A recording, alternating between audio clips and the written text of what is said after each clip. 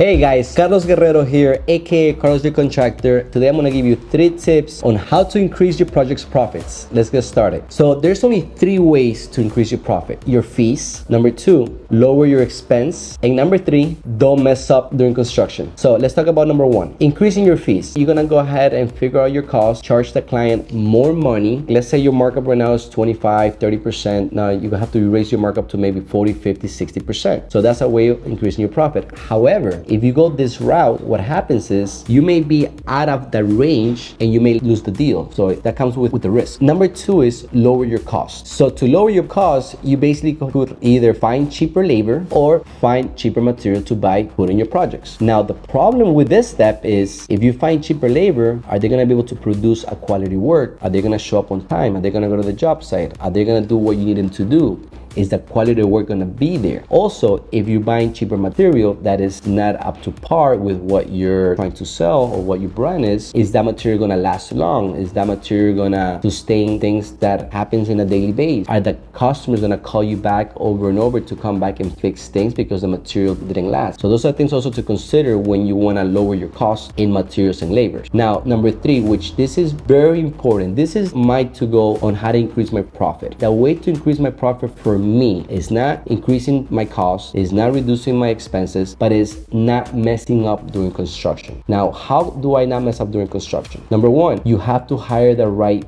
person for the job. If you hire the wrong person for the job, if you're going for the best price, Pepito the contractor or Pepito the plumber, and he's not up to par, he's not what he's doing, they're gonna mess up, which is gonna cost you more money to do the repairs after, or it's gonna cost you more time, which adds to more cost, which reduces your profits. Another way not to mess up is by doing your schedule right. It is very important that when you do your project schedule, who comes in first, who comes in next, is done properly. Because if you send somebody in too early, for example, let's assume we're doing a whole house. Part of the scope of work is doing the driveway. I need to basically do the whole house first, right? But you go ahead and do the driveway first and then you wait and do the tour after. What's gonna happen to the new driveway when the cars and the trucks are parking? It's probably gonna get damaged. So why not wait till the end of the project to do the driveway versus do it at the beginning? You're not gonna save any time. You just have to basically schedule it at the right time to be able to do something to protect your stuff. Another example is if I'm gonna go ahead and put cabinets, I'm not gonna put cabinets before I do drywall and drywall finish and painting and tile, because the more time that the cabinets are there, the more risk that they have to get damaged. So you have to really understand your schedule and what should come first, what should come next before you do it. Another way not to mess up is you need to have an accurate plans on sites.